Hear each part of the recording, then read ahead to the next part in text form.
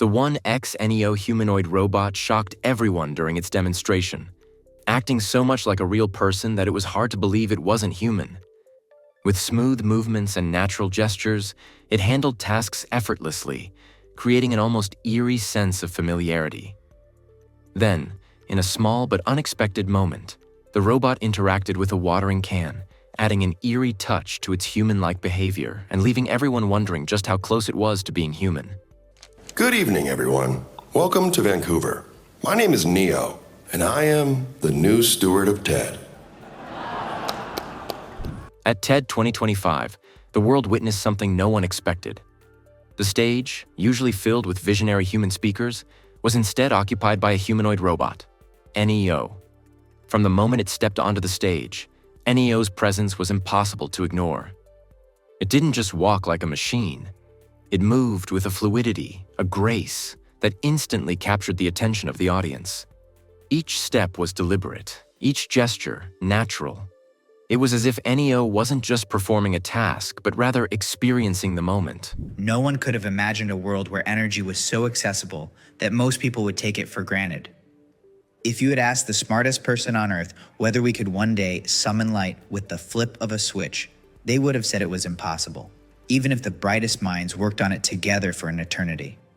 But today, it's just that easy. Energy is everywhere, all around us, all of the time. Now, what if I told you that the same is about to happen with labor? As it addressed the crowd, NEO's voice resonated with warmth, its tone conveying confidence and intelligence. The robot made eye contact with the audience, pausing just long enough for the crowd to feel that connection. No longer was NEO just a machine. It was engaging in real time, reacting with a presence that felt almost human. Every word seemed carefully measured, its posture mimicking that of a seasoned speaker, someone who had stood in front of crowds for years. Now then, it turns out that I am more intelligent and knowledgeable than all of you put together. And that means I am more intelligent and knowledgeable than all of you combined, NEO said, its voice cutting through the silence. The audience sat stunned, some even chuckling nervously at the boldness of the statement. But NEO wasn't done yet.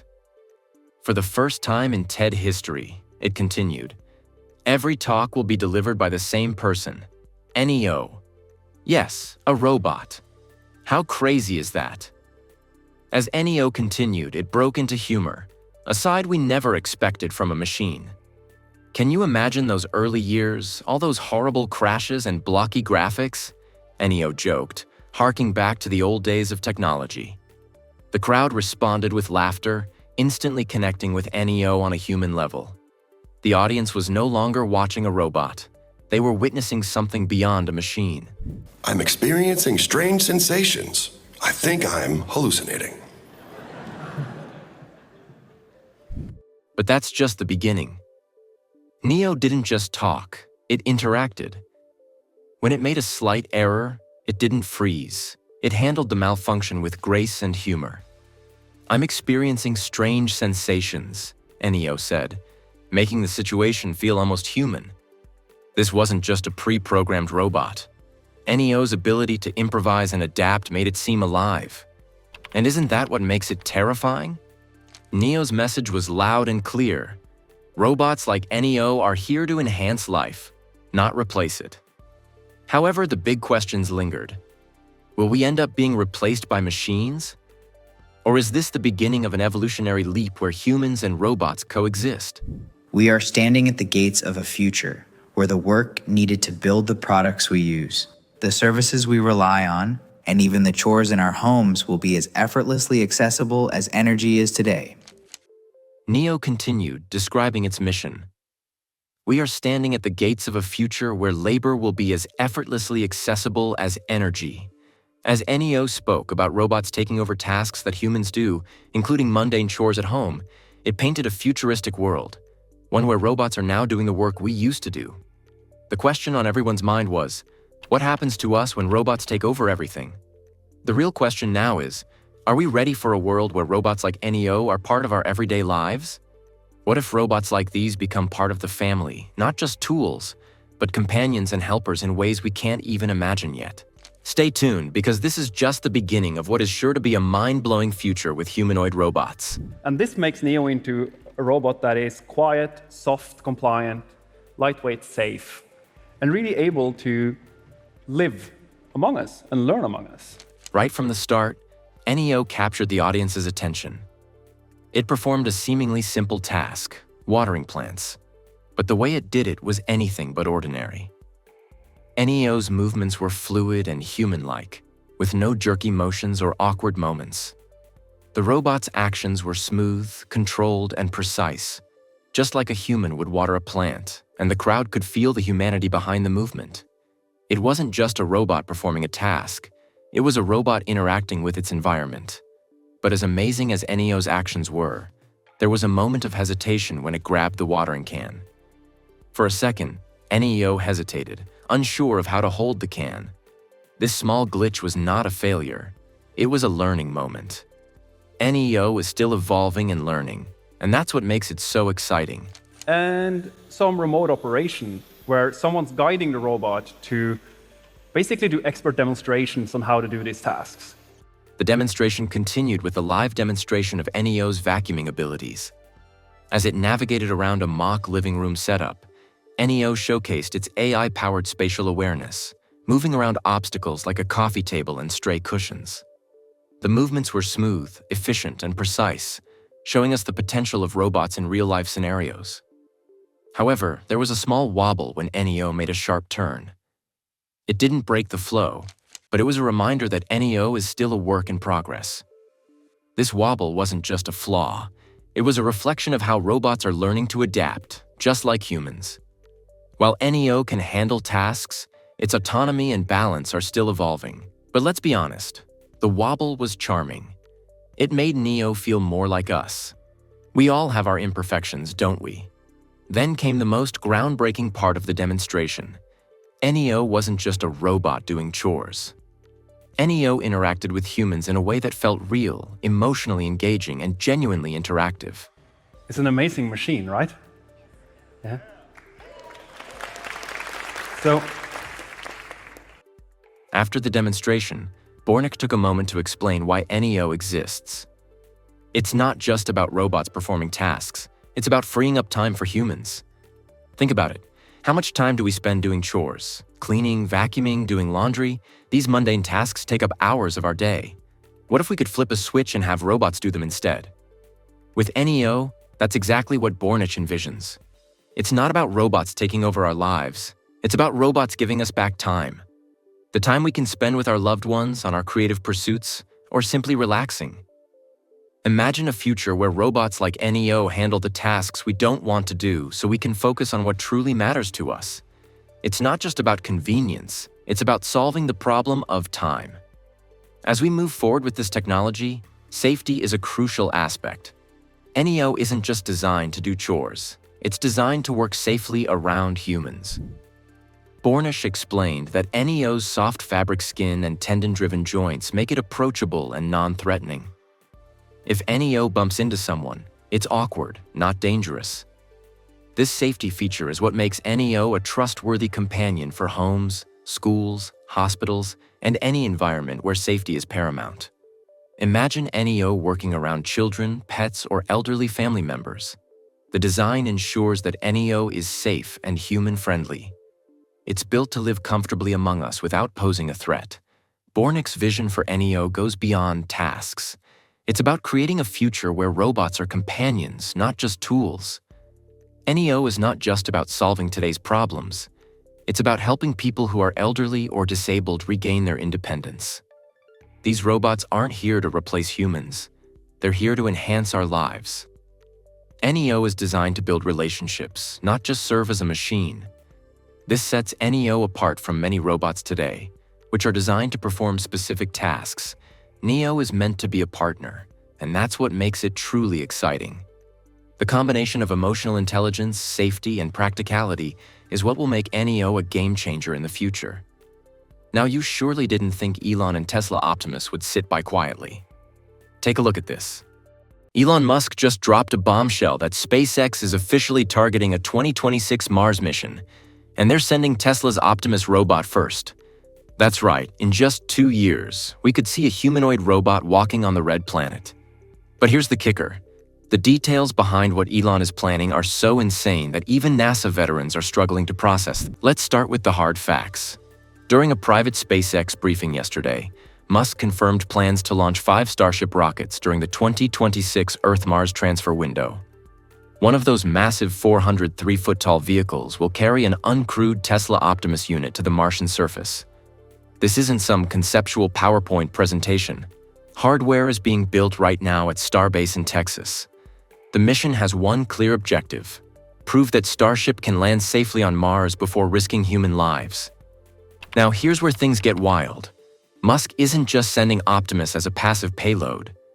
The robot will be tasked with performing actual preparatory work for future human settlement. We're talking about a humanoid machine walking on another planet, handling tools, and potentially even constructing basic infrastructure. If this works, it would mark the single most ambitious robotics achievement in history. But the timeline has experts divided. While Musk says 2026 is locked in, top astronomers like Derek Pitts believe we're realistically looking at 2050 before the technology is truly ready. Let's break down exactly how this insane mission would work. The journey itself is a nightmare of physics. Between 80 to 150 days of travel, covering anywhere from 34 to 250 million miles depending on planetary alignment. Starship would need to execute a propulsive landing through Mars's paper-thin atmosphere, something no spacecraft has ever accomplished at this scale. Current Mars landers use parachutes, but Starship's massive size makes that impossible. Instead, it'll have to flip sideways and fire its Raptor engines with impossible precision to avoid crashing. And that's just getting there. Once on the surface, Optimus would face temperatures swinging from -200 degrees Fahrenheit to 70 degrees Fahrenheit, constant dust storms, and radiation levels that would fry most electronics. The robot's 5 miles per hour walking speed suddenly becomes a life-or-death feature when you realize one wrong step could mean mission failure.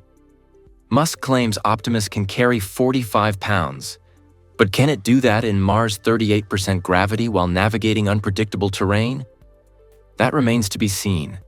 The logistical challenges are even more mind-boggling. Each Mars mission requires something called orbital refueling, essentially a gas station in space. Current estimates suggest this would demand up to 20 additional Starship launches just to fuel one Mars-bound vehicle. We're talking about an unprecedented ballet of spacecraft rendezvous and fuel transfers, all automated, all needing to work perfectly. Then there's the question of what exactly Optimus would do on Mars. SpaceX has been characteristically vague, but leaked documents suggest 3 primary objectives: testing mobility systems in Martian gravity and terrain, deploying and maintaining solar arrays for power generation, and potentially beginning site preparation for future human habitats. This last point is where things get really sci-fi. Musk has hinted at having Optimus manipulate local materials, essentially using Martian dirt and rocks to create rudimentary structures. The robot's hands, designed for factory work on Earth, would need to handle entirely different tools and substances millions of miles from any human assistance. The financials are equally staggering. Scientific American estimates the full Mars program could cost trillions, yes, with a T. Even for the world's richest person, that's an impossible sum without government partnership. Interestingly, NASA has been suspiciously quiet about these plans, despite their own Mars ambitions. Some insiders suggest there may be behind-the-scenes collaboration happening, while others believe Musk is going full cowboy against NASA's warnings. Now let's address the elephant in the room: Elon's track record with deadlines. From Hyperloop to full self-driving cars to Mars colonization by 2024, the man has a history of wildly optimistic timelines. Even he admits the 2029 crewed mission target is theoretical, with 2031 being more realistic. But here's what's different this time. The hardware actually exists. Starship has flown, albeit with mixed success, and Optimus prototypes are walking around Tesla labs right now. The technological dominoes that need to fall for this to work are almost too numerous to count. Starship must achieve reliable Earth orbit and return. Orbital refueling needs to be perfected. Mars entry, descent, and landing systems require complete redesign. Optimus must be hardened against radiation and extreme temperatures. Autonomous operation systems need near-perfect reliability. Recent Starship tests show both promise and problems. While March's flight ended in explosion, the vehicle did achieve several critical milestones first. This pattern of fail fast, iterate faster has been SpaceX's MO from the beginning. But Mars leaves no room for error. Perhaps most fascinating is the philosophical shift this represents. For decades, Mars exploration meant rovers, specialized machines perfectly adapted for the task. Musk is betting everything on general-purpose humanoids instead. His argument? Future colonies will need robots that can use human tools and spacesuits. It's a gamble that could either revolutionize space robotics or become a very expensive lesson in planetary exploration. As for Optimus itself, the specs are impressive. 5'8", 125 pounds, 5 miles per hour walking speed, 45 pounds carrying capacity. But Mars presents challenges no Earth testing can fully simulate. How will its actuators handle months in zero gravity followed by Martian gravity? Can its vision systems cope with Mars's unique lighting conditions? These are unanswered questions that keep NASA veterans up at night. The radiation issue alone could be a deal breaker. The Earth's magnetic field protects us from cosmic rays, something Mars lacks. Optimus would need shielding that doesn't exist in current models, especially for its delicate AI systems. Some experts suggest the only solution might be burying habitats underground, which raises the question of why send humanoids at all if you're just going to dig tunnels. Then there's the return journey problem. Musk envisions Starship as a fully reusable system, but Mars lacks the infrastructure to refuel for a trip home.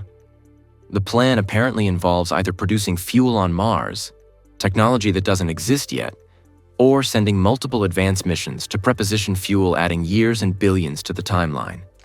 What's truly shocking is how quickly this is all happening. The first full-scale Starship test was just last year. Optimus went from a guy in a spandex suit to walking robots in under 3 years. The pace is unprecedented in aerospace history, which explains both the excitement and skepticism from experts. University of Arizona's Chris Impey perhaps put it best: implausible, but not impossible. That sums up the entire mission. The laws of physics don't forbid it, but the engineering challenges are staggering. Musk's 2026 target would require solving problems that have puzzled NASA for decades in just 2 years. Yet consider what SpaceX has already accomplished. They revolutionized rocket landings when experts said it couldn't be done. They're launching more mass to orbit than entire nations. If anyone can pull this off, it's probably them. But Mars is orders of magnitude harder than anything attempted before. The implications of success are world-changing. A working Mars transport system would make lunar bases look trivial by comparison. It would prove that interplanetary civilization is possible within our lifetimes. And it would cement SpaceX's dominance in space for the next century. But failure could set back Mars' ambitions for decades. A high-profile crash might scare off investors and governments from supporting future attempts. The stakes couldn't be higher, which explains why most space agencies prefer slow, methodical approaches. As we stand on the brink of this audacious attempt, one thing is certain: history will remember 2026 as either the year humanity became interplanetary, or the year we learned just how hard space exploration really is. Either way, the next 2 years will be the most exciting in spaceflight since Apollo. So, what do you think? Is Musk about to make history or repeat it with another missed deadline? The countdown to Mars has officially begun, and we'll be here to cover every explosive second of it. Let me know your thought in the comment below, and don't forget to subscribe. Thanks for tuning, and we'll catch you in the next update.